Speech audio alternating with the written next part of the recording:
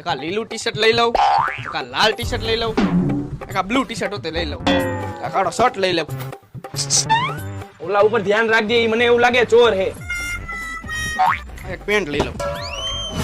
હાલો ભાઈ, એટલી વસ્તુ લીધી. આ કેટલાની છે?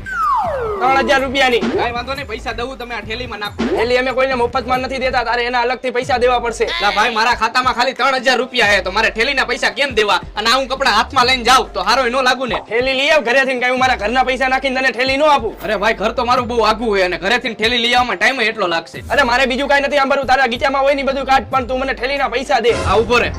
આ મારું ખાલી પાકીટ, આ મારી ગાડીની ચાવી, આ મારો રૂમાલ, અને આ મારી પાસે કોઈ પૈસા માંગે ને એના માટે. અરે ભાઈ, નથી જોતા થેલીના પૈસા. સમજી ગયો, પણ તું બહુ મોડો સમજો. થેલીના તો શું, પણ હવે આ કપડાના પૈસા નથી દેવા. ફટાફટ કર પેક.